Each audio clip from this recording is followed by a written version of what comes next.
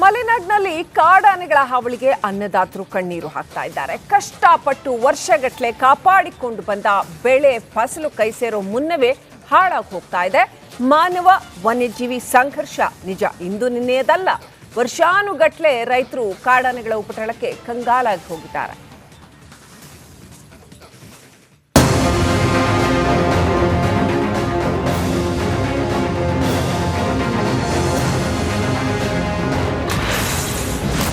ಮಲೆನಾಡಿನಲ್ಲಿ ಮುಂದುವರೆದ ಕಾಡಾನೆ ಹಾವಳಿ.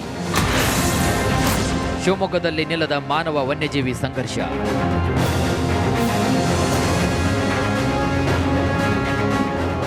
ಕಣ್ಣೀರು ಹಾಕ್ತಿರೋ ರೈತ ಮಹಿಳೆ.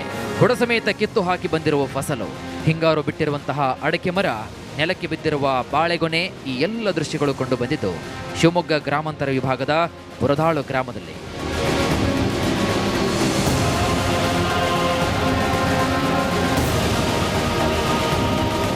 ಮಲೆನಾಡಿನಲ್ಲಿ ಕಾಡಾನೆಗಳ ಉಪಟಳಕ್ಕೆ ರೈತರು ಹೈರಾಣಾಗಿ ಹೋಗ್ತಿದ್ದಾರೆ. ಸಂಜೆಯಾದರೆ ಸಾಕು ಆನೆಗಳ ಹಾವಳಿ ಶುರುವಾಗಿ ಬಿಡುತ್ತೆ. ಮನೆಯಿಂದ ಹೊರಬಾರದ ಪರಿಸ್ಥಿತಿ ನಿರ್ಮಾಣವಾಗಿದೆ. ಕಾಡಾನೆಗಳ ಹಾವಳಿಗೆ ತತ್ತರಿಸಿರುವಂತಹ ಕಾಡಂಚಿನ ಗ್ರಾಮಸ್ಥರು ಕಾಡಾನೆಗಳನ್ನು ಸ್ಥಳಾಂತರಿಸಬೇಕು ಅಂತ ಅಳಲು ತೋಡ್ಕೊಳ್ತಿದ್ದಾರೆ. ಈಗಾಗಲೇ ಆನೆ ದಾಳಿಯಿಂದ ಅಪಾರ ಪ್ರಮಾಣದಲ್ಲಿ ಬೆಳೆಗಳು ನಷ್ಟವಾಗಿವೆ. ನಮಗೆ ಪ್ರತಿ ವರ್ಷವೂ ಮಾಡಿರುವಂತಹ ಬೆಳೆಗಳಲ್ಲಿ ಭತ್ತ, ಅಡಿಕೆ, ತೆಂಗು, ಜೋಳ, ಕಬ್ಬು ಇವಿಷ್ಟನ್ನು ಪ್ರತಿ ವರ್ಷ 5 ವರ್ಷದಿಂದ ಈಚೆ ನಾವು ಒಂದು ಇಷ್ಟನ್ನು ನಾವು ಮನೆಗೆ ತಗೊಂಡು ಹೋಗಿಲ್ಲ. ಅಷ್ಟು ಆನೆ ನಾಶ ಮಾಡುತ್ತಾ ಇದೆ. ಈಗ 10 ವರ್ಷ ಆಯಿತು. ಈ ಅಡಿಕೆ ಗಿಡಕ್ಕಂತೂ 10 ವರ್ಷ ಆಯಿತು. 10 ವರ್ಷದ ಫಲಗಳನ್ನು ಆನೆ 35 ಮರಗಳನ್ನು ನಾಶ ಮಾಡಿದೆ. ನಮಗೆ ತುಂಬಾ ಲಾಸ್ ಆಗಿದೆ, ಅಂದರೆ ತುಂಬಾ ಲಾಸ್ ಆಗಿದೆ. ಆಮೇಲೆ ಅರಣ್ಯ ಇಲಾಖೆಯ ನಿರ್ಲಕ್ಷಣೆಯಿಂದ ಇದು ಆಗಿರುವಂಥದ್ದು. ಶಿವಮೊಗ್ಗ ಜಿಲ್ಲೆಯ ತೀರ್ಥಹಳ್ಳಿ, ಶಿವಮೊಗ್ಗ ಗ್ರಾಮಾಂತರ ಭಾಗದಲ್ಲಿ ಕಳೆದ 3 ತಿಂಗಳಿಂದ ಕಾಡಾನೆ ಹಾವಳಿ ಹೆಚ್ಚಾಗಿದೆ. ಪ್ರತಿನಿತ್ಯ ರೈತರು ಕಷ್ಟಪಟ್ಟು ಬೆಳೆದ ಬೆಳೆಗಳನ್ನು ಹಾನಿ ಮಾಡಿ ನಷ್ಟವನ್ನು ಉಂಟು ಮಾಡುತ್ತಿವೆ. ಕಾಡಾನೆಗಳ ದಾಳಿಯಿಂದಾಗಿ ಈಗ ಮತ್ತೆ ಬುರದಾಳು ಬಳಿಯ ರೈತರು ಅಡಿಕೆ ತೋಟ, ಬಾಳೆ ತೋಟಗಳಿಗೆ ಸಾಕಷ್ಟು ಹಾನಿಯಾಗಿದೆ. ಸಿರಿಗೆರೆ, ಹೊಸೂರು ಭಾಗದ ಅನೇಕ ಗ್ರಾಮಗಳಲ್ಲಿ ಬೆಳೆ ಹಾಳಾಗ್ತಿವೆ. ಇಷ್ಟಾದರೂ ಕೂಡ ಅರಣ್ಯ ಇಲಾಖೆ ಮೌನವನ್ನು ವಹಿಸಿದ್ದು ಇಲಾಖೆ ವಿರುದ್ಧ ರೈತರು ಆಕ್ರೋಶವನ್ನು ವ್ಯಕ್ತಪಡಿಸಿದ್ದಾರೆ. 4-5 ವರ್ಷದಿಂದ ನಮ್ಮ ಬೆಳೆನ ಆನೆ ಈ ರೀತಿ ಹಾಳು ಮಾಡ್ತಾ ಇದ್ದಾವೆ. ಫಸಲಿಗೆ ಬಂದದ್ದು ಜೋಳ ಬೆಳೆ ಕೊಯ್ಬೇಕು ಅಂದಾಗ ತಿನ್ಕೊಬಿಡ್ತವೆ. ಭತ್ತ ಕೊಯ್ಬೇಕು ಇನ್ನೇನು ಅಂದಾಗ ತಿಂದುಬಿಡ್ತವೆ.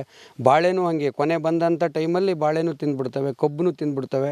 ಅಡಿಕೆ ಮರನೂ ಕೂಡ ಈಗ ಸಾಕಷ್ಟು ಮರನ ಹಾಳು ಮಾಡಿದ್ದಾವೆ. ನಾವು ಶರಾವತಿ ಮುಳುಗಡೆಯಲ್ಲಿ ಬದುಕು ಕಳ್ಕೊಂಡು ಕರೆಂಟ್ ಉತ್ಪಾದನೆಗೆ ಅಂತ ಅವತ್ತಿನ ಕಾಲದಲ್ಲಿ ಅಲ್ಲಿಂದ ಬದುಕು ಕಳ್ಕೊಂಡು ಇಲ್ಲಿಗೆ ಬಂದರು, ಶರಾವತಿ ಮುಳುಗಡೆಯಾಗಿ. ಈಗ ನೋಡಿದ್ರೆ ಈ ಆನೆ ಹಾವಳಿ, ಕಾಡು ಪ್ರಾಣಿಗಳ ಹಾವಳಿಯಿಂದ ಮತ್ತೆ ಇಲ್ಲಿಯೂ ಕೂಡ ನಮ್ಮ ಬದುಕನ್ನು ಕಳ್ಕೊಂಡು ನಾವು ಇನ್ನು ಎಲ್ಲಿಗೆ ಹೋಗೋದು ಅಥವಾ ಏನು ಮಾಡ್ಕೊಳ್ಳೋದು, ಆತ್ಮಹತ್ಯೆ ಮಾಡ್ಕೊಳ್ಳೋದು, ಮಕ್ಕಳು ಮರಿ, ನಾವು ಹೆಂಡ್ರು ಮಕ್ಕಳೆಲ್ಲ ಸೇರಿ ಅನ್ನೋ ಅಂಥ ಪರಿಸ್ಥಿತಿಗೆ ನಮ್ಮ ಇಡೀ ಊರು ದುರ್ಗಂಬ ಕಾಲೋನಿ ಪುರದಾಳ್ನಾಗೆ ಭಾಳ ತೊಂದರೆ ಕೊಡ್ತಾ ಇದ್ದಾವೆ. ಅದರಲ್ಲೂ ನಮ್ಮದು ಮನೆ ಕಾಡಂಚಿಂದ ಇರೋದ್ರಿಂದ ಪ್ರಾರಂಭದಲ್ಲೇ ನಮ್ಮದನ್ನೇ ಹಾಳು ಮಾಡ್ತಾ ಇದ್ದಾವೆ. ಕಾಡಾನೆಗಳ ಹಾವಳಿ ತಡೆಗಟ್ಟುವಲ್ಲಿ ಅರಣ್ಯ ಇಲಾಖೆ ವಿಫಲವಾಗಿದೆ. ಸರ್ಕಾರದ ವಿರುದ್ಧ ನೊಂದ ಅನ್ನದಾತರು ಅಸಮಾಧಾನವನ್ನು ವ್ಯಕ್ತಪಡಿಸ್ತಾ ಇದ್ದಾರೆ. ಇನ್ನಾದರೂ ಸರ್ಕಾರ ಎಚ್ಚೆತ್ತುಕೊಂಡು ನೊಂದಿರುವಂತಹ ರೈತರಿಗೆ ಕಾಡಾನೆ ಉಪಟಳ ತಪ್ಪಿಸುವತ್ತ ಕ್ರಮವನ್ನು ವಹಿಸಬೇಕಾಗಿದೆ. ಭೀಮಾ ನಾಯಕ್, ರಿಪಬ್ಲಿಕ್ ಕನ್ನಡ, ಶಿವಮೊಗ್ಗ. ಮಲೆನಾಡಿನಲ್ಲಿ ಕಾಡಾನೆಗಳ ಹಾವಳಿಗೆ ಅನ್ನದಾತರು ಕಣ್ಣೀರು ಹಾಕ್ತಾ ಇದ್ದಾರೆ. ಕಷ್ಟಪಟ್ಟು ವರ್ಷಗಟ್ಟಲೆ ಕಾಪಾಡಿಕೊಂಡು ಬಂದ ಬೆಳೆ ಫಸಲು ಕೈ ಸೇರೋ ಮುನ್ನವೇ ಹಾಳಾಗಿ ಹೋಗ್ತಾ ಇದೆ. ಮಾನವ ವನ್ಯಜೀವಿ ಸಂಘರ್ಷ ನಿಜ ಇಂದು ನಿನ್ನೆಯದಲ್ಲ. ವರ್ಷಾನುಗಟ್ಟಲೆ ರೈತರು ಕಾಡಾನೆಗಳ ಉಪಟಳಕ್ಕೆ ಕಂಗಾಲಾಗಿ ಹೋಗಿದ್ದಾರೆ.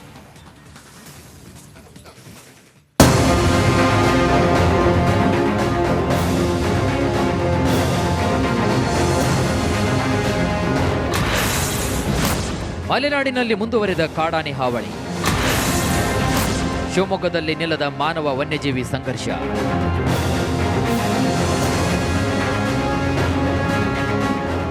ಕಣ್ಣೀರು ಹಾಕ್ತಿರೋ ರೈತ ಮಹಿಳೆ.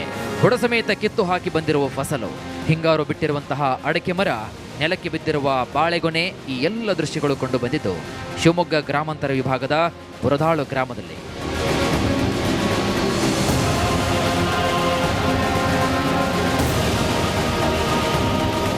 ಮಲೆನಾಡಿನಲ್ಲಿ ಕಾಡಾನೆಗಳ ಉಪಟಳಕ್ಕೆ ರೈತರು ಹೈರಾಣಾಗಿ ಹೋಗ್ತಿದ್ದಾರೆ. ಸಂಜೆಯಾದರೆ ಸಾಕು ಆನೆಗಳ ಹಾವಳಿ ಶುರುವಾಗಿ ಬಿಡುತ್ತೆ. ಮನೆಯಿಂದ ಹೊರಬಾರದ ಪರಿಸ್ಥಿತಿ ನಿರ್ಮಾಣವಾಗಿದೆ. ಕಾಡಾನೆಗಳ ಹಾವಳಿಗೆ ತತ್ತರಿಸಿರುವಂತಹ ಕಾಡಂಚಿನ ಗ್ರಾಮಸ್ಥರು ಕಾಡಾನೆಗಳನ್ನ ಸ್ಥಳಾಂತರಿಸಬೇಕು ಅಂತ ಅಳಲು ತೋಡ್ಕೊಳ್ತಿದ್ದಾರೆ. ಈಗಾಗಲೇ ಆನೆ ದಾಳಿಯಿಂದ ಅಪಾರ ಪ್ರಮಾಣದಲ್ಲಿ ಬೆಳೆಗಳು ನಷ್ಟವಾಗಿವೆ. ನಮಗೆ ಪ್ರತಿ ವರ್ಷವೂ ಮಾಡಿರುವಂತಹ ಬೆಳೆಗಳಲ್ಲಿ ಭತ್ತ, ಅಡಿಕೆ, ತೆಂಗು, ಜೋಳ, ಕಬ್ಬು ಇವಿಷ್ಟನ್ನು ಪ್ರತಿ ವರ್ಷ 1 ವರ್ಷ 5 ವರ್ಷದಿಂದ ಈಚೆ ನಾವು ಒಂದು ಇಷ್ಟನ್ನು ನಾವು ಮನೆಗೆ ತಗೊಂಡು ಹೋಗಿಲ್ಲ, ಅಷ್ಟು ಆನೆ ನಾಶ ಮಾಡುತ್ತಾ ಇದೆ. ಈಗ 10 ವರ್ಷ ಆಯಿತು, ಈ ಅಡಿಕೆ ಗಿಡಕ್ಕಂತೂ 10 ವರ್ಷ ಆಯಿತು. 10 ವರ್ಷದ ಫಲಗಳನ್ನು ಆನೆ 35 ಮರಗಳನ್ನು ನಾಶ ಮಾಡಿದೆ. ನಮಗೆ ತುಂಬಾ ಲಾಸ್ ಆಗಿದೆ, ಅಂದರೆ ತುಂಬಾ ಲಾಸ್ ಆಗಿದೆ. ಆಮೇಲೆ ಅರಣ್ಯ ಇಲಾಖೆಯ ನಿರ್ಲಕ್ಷ್ಯತೆಯಿಂದ ಇದು ಆಗಿರುವಂಥದ್ದು. ಶಿವಮೊಗ್ಗ ಜಿಲ್ಲೆಯ ತೀರ್ಥಹಳ್ಳಿ, ಶಿವಮೊಗ್ಗ ಗ್ರಾಮಾಂತರ ಭಾಗದಲ್ಲಿ ಕಳೆದ 3 ತಿಂಗಳಿಂದ ಕಾಡಾನೆ ಹಾವಳಿ ಹೆಚ್ಚಾಗಿದೆ. ಪ್ರತಿನಿತ್ಯ ರೈತರು ಕಷ್ಟಪಟ್ಟು ಬೆಳೆದ ಬೆಳೆಗಳನ್ನು ಹಾನಿ ಮಾಡಿ ನಷ್ಟವನ್ನು ಉಂಟು ಮಾಡುತ್ತಿವೆ. ಕಾಡಾನೆಗಳ ದಾಳಿಯಿಂದಾಗಿ ಈಗ ಮತ್ತೆ ಪುರದಾಳು ಬಳಿಯ ರೈತರು ಅಡಿಕೆ ತೋಟ, ಬಾಳೆ ತೋಟಗಳಿಗೆ ಸಾಕಷ್ಟು ಹಾನಿಯಾಗಿದೆ. ಸಿರಿಗೆರೆ, ಹೊಸೂರು ಭಾಗದ ಅನೇಕ ಗ್ರಾಮಗಳಲ್ಲಿ ಬೆಳೆ ಹಾಳಾಗ್ತಿವೆ. ಇಷ್ಟಾದರೂ ಕೂಡ ಅರಣ್ಯ ಇಲಾಖೆ ಮೌನವನ್ನು ವಹಿಸಿದ್ದು ಇಲಾಖೆ ವಿರುದ್ಧ ರೈತರು ಆಕ್ರೋಶವನ್ನು ವ್ಯಕ್ತಪಡಿಸಿದ್ದಾರೆ. 4-5 ವರ್ಷದಿಂದ ನಮ್ಮ ಬೆಳೆನ ಆನೆ ಈ ರೀತಿ ಹಾಳು ಮಾಡ್ತಾ ಇದ್ದಾವೆ. ಫಸಲಿಗೆ ಬಂದದ್ದು ಜೋಳ ಬೆಳೆ ಕೊಯ್ಬೇಕು ಅನ್ನೋಗ ತಿನ್ಕೊಬಿಡ್ತವೆ, ಭತ್ತ ಕೊಯ್ಬೇಕು ಇನ್ನೇನು ಅಂದಾಗ ತಿಂದುಬಿಡ್ತವೆ, ಬಾಳೆನೂ ಹಾಗೆ ಕೊನೆ ಬಂದಂಥ ಟೈಮಲ್ಲಿ ಬಾಳೆನೂ ತಿಂದುಬಿಡ್ತವೆ, ಕಬ್ಬನ್ನು ತಿಂದುಬಿಡ್ತವೆ. ಅಡಿಕೆ ಮರನೂ ಕೂಡ ಈಗ ಸಾಕಷ್ಟು ಮರನ ಹಾಳು ಮಾಡಿದ್ದಾವೆ. ನಾವು ಶರಾವತಿ ಮುಳುಗಡೆಯಲ್ಲಿ ಬದುಕು ಕಳ್ಕೊಂಡು ಕರೆಂಟ್ ಉತ್ಪಾದನೆಗೆ ಅಂತ ಅವತ್ತಿನ ಕಾಲದಲ್ಲಿ ಅಲ್ಲಿಂದ ಬದುಕು ಕಳ್ಕೊಂಡು ಇಲ್ಲಿಗೆ ಬಂದರು ಶರಾವತಿ ಮುಳುಗಡೆಯಾಗಿ.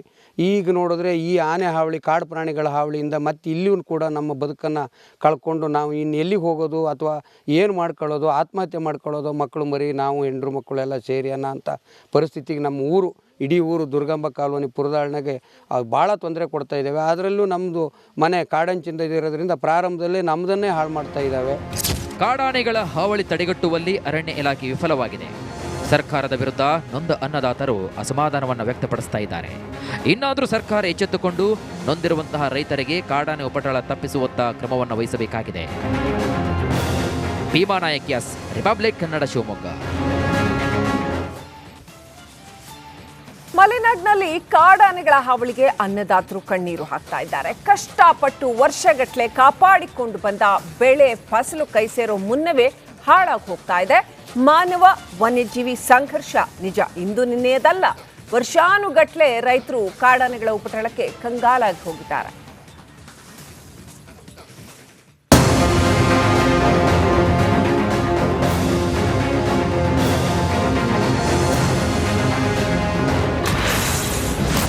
ಮಲೆನಾಡಿನಲ್ಲಿ ಮುಂದುವರೆದ ಕಾಡಾನೆ ಹಾವಳಿ.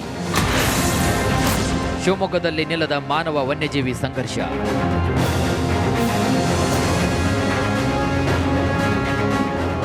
ಕಣ್ಣೀರು ಹಾಕ್ತಿರೋ ರೈತ ಮಹಿಳೆ.